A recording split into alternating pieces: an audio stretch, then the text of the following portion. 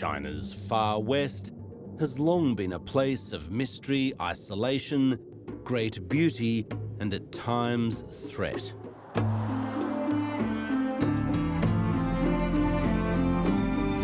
Where we're heading, politics, religion, and identity have been combining to produce a murderous result.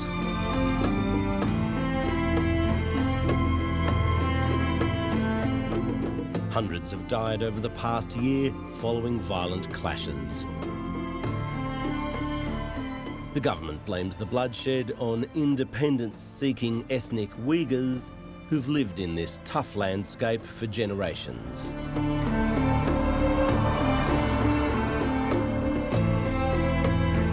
We're delving into one of the most sensitive matters in China today. We pass the old border post and enter Xinjiang. Next to Pakistan and Afghanistan, it's more than 1.5 million square kilometres, mostly made up of dramatic sprawling desert with the occasional oasis.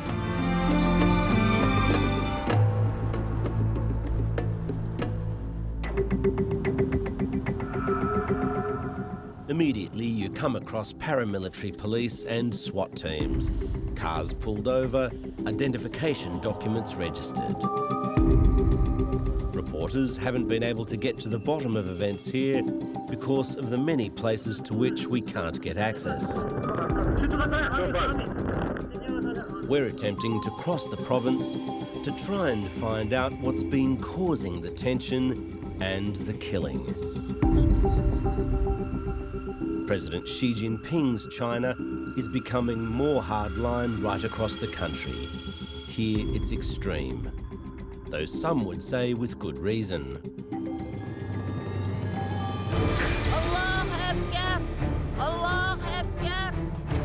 Last year, a team of jihadists from Xinjiang planned to strike an iconic location. They were after a shocking image to go round the world. A car was driven into a crowd in front of Beijing's Tiananmen Gate, killing and maiming as it went. Said to be a suicide mission, the vehicle burst into flames, with a Uyghur man, his wife and mother-in-law all inside. Yet the majority of violence has happened inside Xinjiang. Just about every month there's a new report of a police station being raided, or civilians as the target of bombings or stabbings. Security forces have also fired on crowds of angry Uyghurs. This is being motivated by training videos from nearby countries, according to the Chinese government.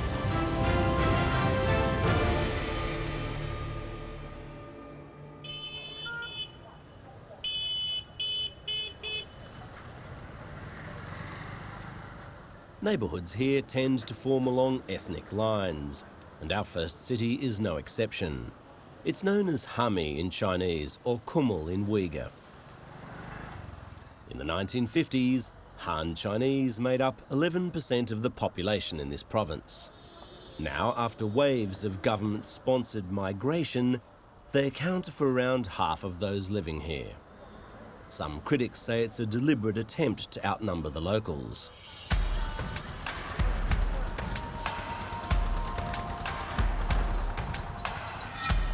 For us, it won't be long till Chinese security is on our tail, so we head straight to a predominantly Uyghur street.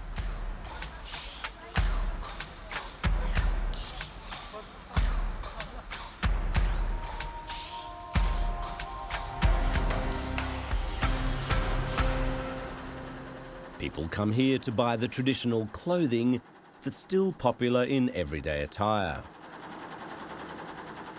Machines have replaced hand weaving, but the designs have been passed down for generations. 你好，你好。您好，这是您的商店吗？哦，就是我的商店。是做什么？是做那个专门做民族汉维族人用的。民族特色的，这是衣服。This Uyghur family business has benefited from an $18,000 grant from the government and we're told the town is getting more prosperous. But what sort of a place is it becoming? 比如，如果有很多汉族人搬家到这里，对你来说没有什么大的问题。应该这样问这个问题吗？就不好回答了。应该这些问题应该党来给你们回答。共产党给你们说话最好吧？我们老百姓胡了嘛当说话就不好了，那个犯罪了。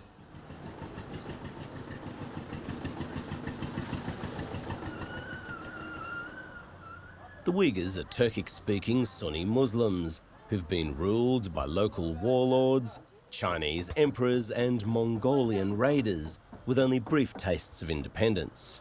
They're a welcoming people.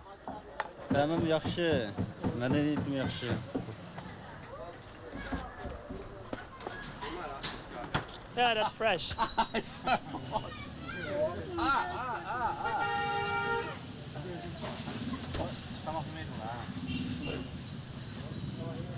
It's good though. It's good when it's fresh. Yeah, it's really cool. Nice.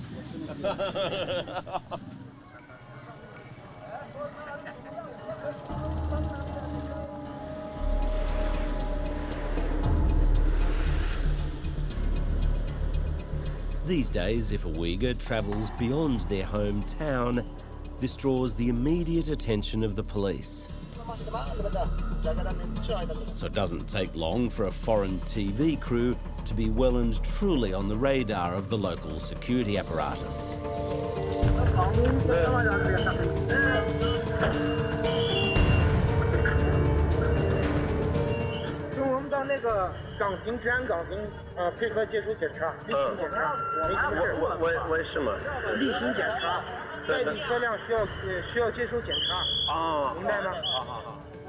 Police say we'll need special permission to be here working.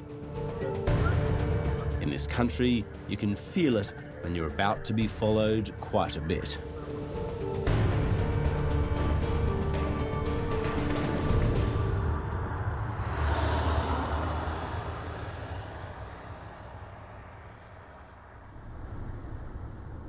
We're allowed to leave, and though the stretches between towns are long, the roadblocks ahead have been told we're coming.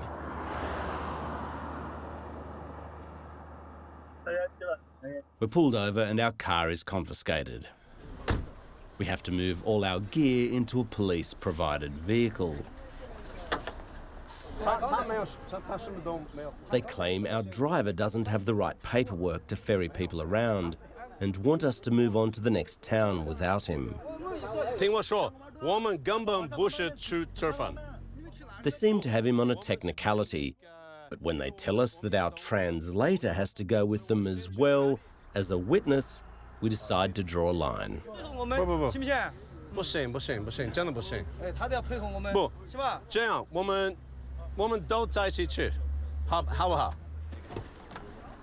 They cave in and allow our translator to travel with us after he provides a statement.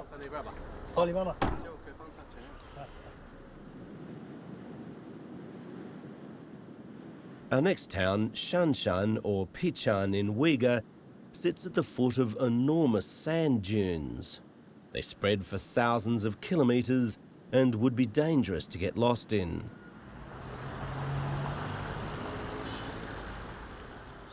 It's more than 40 degrees here, so I go to buy some beer, with 5 government minders following me.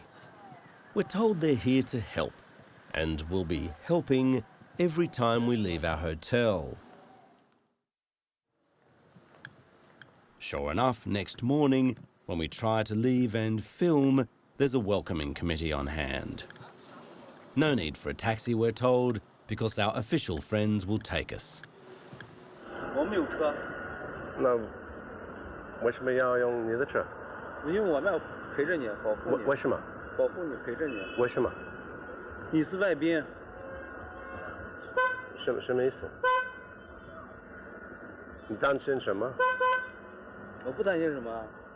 They say we're in breach of procedures for not having formally applied to conduct interviews here.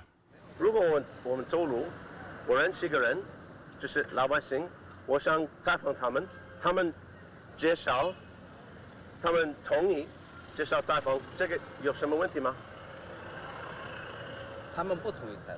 Yet apparently the special procedures don't extend to filming the scenery. So soon we're off to see this town's most famous attraction. These massive dunes used to attract travellers in much greater numbers. Yet many have been scared off by the recent tensions. Well, have a look at this, eh?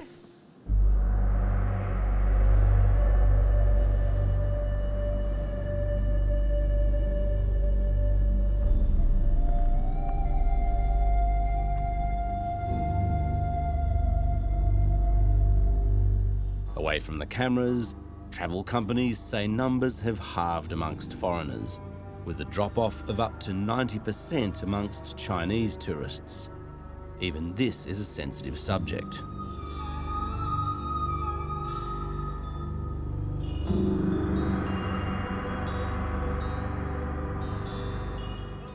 We'd love to be able to speak to both Uyghurs and Han Chinese about what it's like living here, but that is absolutely not going to be permitted by local government officials. The funny thing is, if you were able to do those interviews, you'd get all manner of views.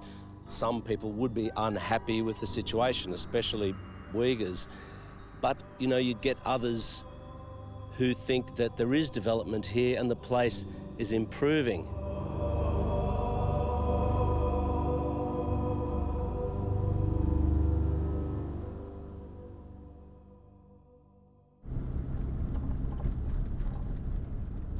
Day 3 in Xinjiang, and we're being driven to the next place by our minders. They're keen to make us somebody else's responsibility and don't really care what we do as long as we're not doing it in their jurisdiction. Hello. Oh, hi.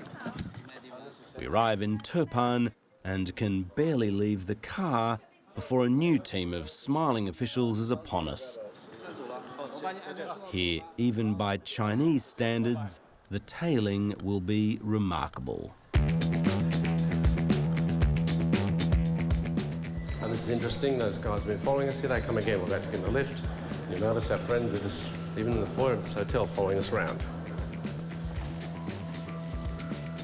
And sure enough, in they come. 1, 2, and 3.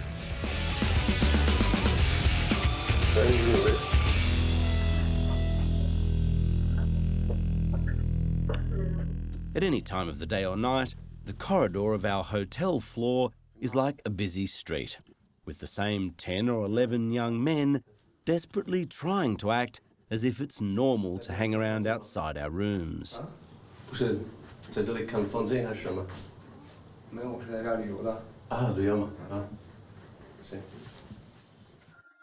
One man leaves his surveillance notes on our movements where we can spot them. Number 1 went into number 2's room. Number 2 back to his room. Number 3 and number 4 went out together, and so on.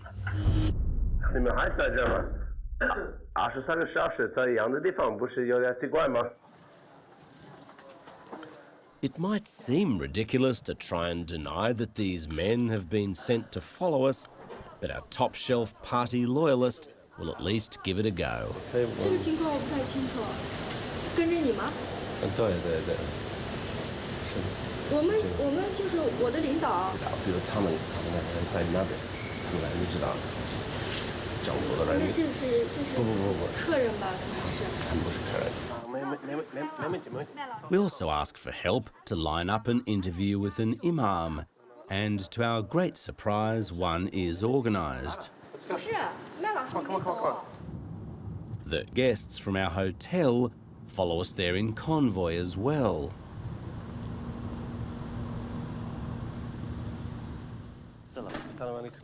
We meet Imam Ahmed Rozy, and he welcomes us into his 90-year-old mosque. In Xinjiang, the government keeps a close eye on religious institutions and can veto appointments. In this province, veils for women and beards for men are actively discouraged by the authorities. We ask if people are free to practice their religion.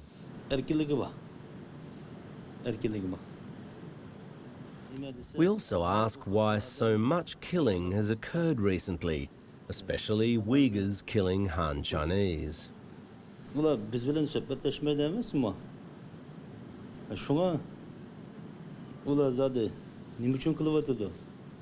Could it be because some Uyghurs are not satisfied with their lives?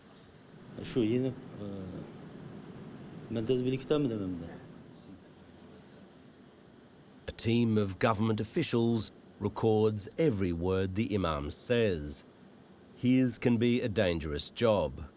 An Imam will get into big trouble if he questions the Communist Party's handling of things. But being too close to the authorities can also be deadly. In July this year, in another city, an Imam seen as too pro-government was stabbed to death in a political assassination. We ask why this might have happened.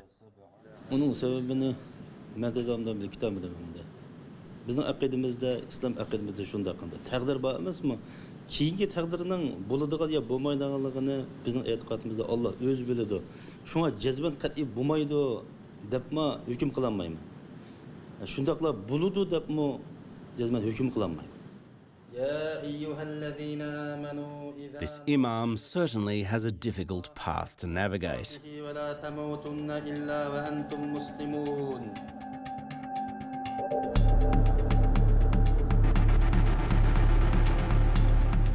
We've found a new driver, and on the way to the regional capital, we pass some of the historical and economic reasons for wanting to hang on to this territory. On Xinjiang's highways, cars are now being stopped for full airport-style bag scans. The government's message: you think you can pressure us? Try this for pressure. Who are you? Where are you going? How do you know each other?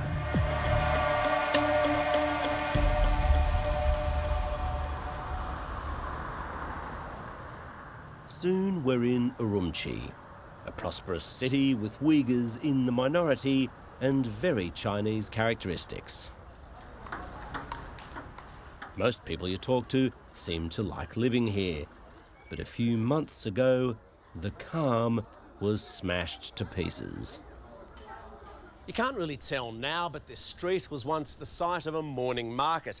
All the way along here there were stalls selling food, and the locals would come out to buy their breakfast. In May this year, that's exactly what they were doing when a couple of cars pulled up. It's not quite clear what happened next, but those inside have either thrown explosive devices out of the vehicles or set off bombs inside the cars. 39 passers-by were killed, 4 of the bombers died as well, though one was captured. It was a bloody attack which sent shockwaves through this community. 他们是暴徒啊，他们丧失人性，他们已经被那个宗教极端思想洗脑了，没有自己的思维，他受到宗教极端思想的蛊惑，做出来这样反人类的事情。一个正常的人是不会对老人、孩子就举起屠刀的。Uyghur policeman Ainading Mehmetamin took the dead and wounded from the bombed marketplace to hospital. In a largely Han Chinese area, most of those killed were elderly people. 我流泪了，我痛恨，我不能理解怎么有人能做出这样的事情，怎么能做得出来？他能叫做人吗？ Many Han Chinese whose parents and grandparents were from Urumqi seem genuinely bewildered that social harmony is cracking apart here. The government's solution is integration. In one town, Uyghurs and Han Chinese are being offered generous cash handouts if they intermarry. teaching in the Uighur language is disappearing in schools everywhere, and it's almost non-existent at universities.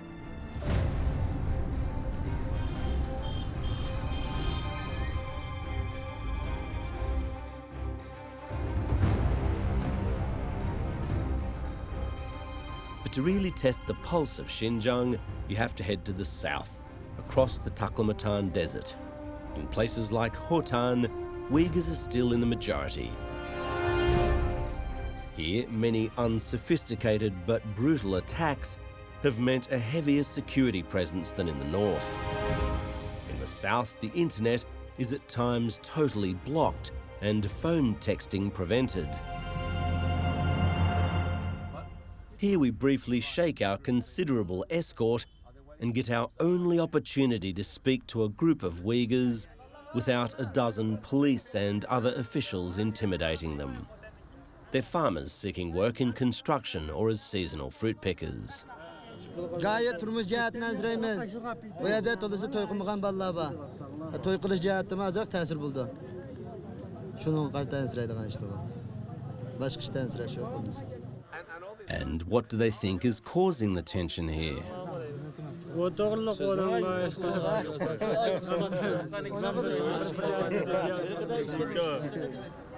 So even here, when we're in a crowd and once we ask people about the violence, what's caused it, a crowd who doesn't want to talk about it. They're happy to talk about their lives, but they feel, obviously, it's a bit too dangerous to speak about these things. Even if they're not involved, even just to give an opinion is something that could really get you into trouble.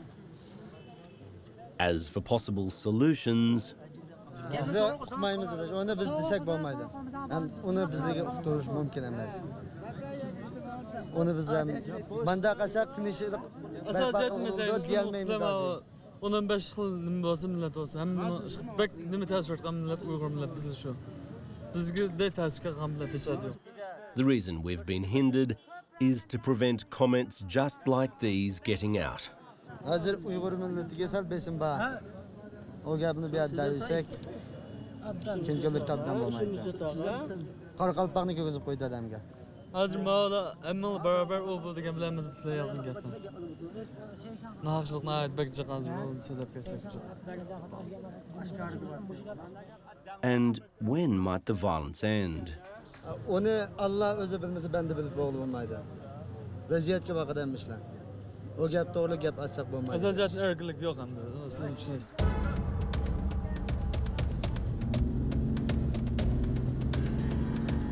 We decide to visit a village in which nearly 100 people were killed this July. Other foreign journalists have not been allowed into Alixihu. We're driving now to the town which has seen the largest recent violent incident, and the numbers are quite staggering. According to official reports, amongst the passers-by, 2 Uighurs were killed and 35 Han Chinese killed. Amongst the attackers, 59 were shot dead by police and another 215 captured by the local authorities. Now, this has been labelled like other incidents as a terrorist attack, but with numbers like this, it doesn't seem like what you would call by any definition a terrorist-type attack. It sounds like some sort of a grievance that's gotten out of hand, and a mob has just attacked the local police station and the local government offices. We drive into the small village well off the main road. Most of the killing was around this government building. We're prepared to hear anything that officials have to say about what happened. We turn to make another pass and our car is pulled over. Well, here we are. It doesn't look like we're going to be able to go right down into this town, but it's interesting, it's not a very big place. What prompts 270 people to... 有，当然有。哦，对，你记者证给我检查一下，好不好？我想知道你的记者证麻烦。为什么需要这个？咱们看一下你是不是记者。啊，好不好？我是记者。OK， 等一下。对，说，你好。这样，那我们想知道7月的时候在这里发生了什么？这样子，你把你的采访证拿来，好不好？那我没有采访证。没有采访证的话，你就是非法采访呀。Without the mysterious interviewing permit we supposedly require, we must leave none the wiser about these events.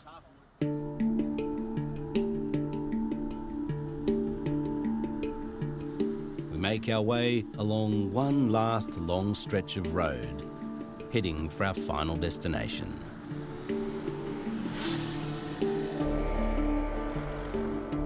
Then on day 10, we reach Kashgar, the city seen by many as the cultural home of the Uighurs. Centuries ago, travellers who made it across the desert would have eyed this place with relief.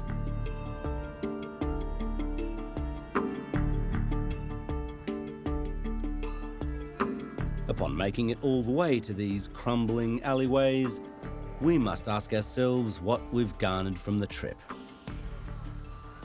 Well, in short, it's a complex and possibly deteriorating situation with many answers yet to come. Much of the discussion about the violent clashes in Xinjiang has revolved around the question of whether or not they've been caused by international jihadist groups encouraging this behaviour, or local disaffection following government policy on, say, beards or veils. But there's another theory being put about by some academics that this is really the inevitable result of what you might call a colonial type policy, where one culture subjugates another and dominates it, that this causes general unhappiness in the community, and it doesn't take much for it to rise to the top.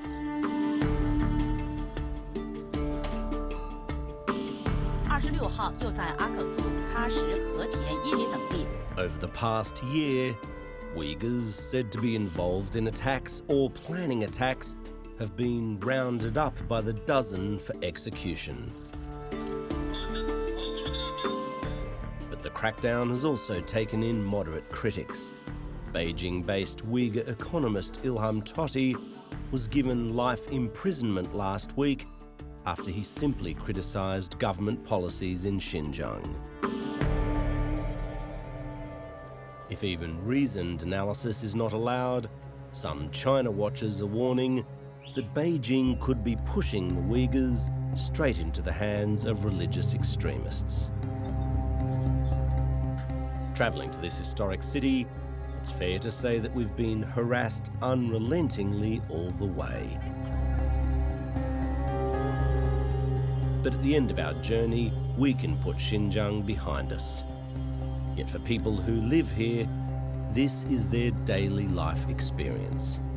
And there's no indication that that's about to change in a hurry.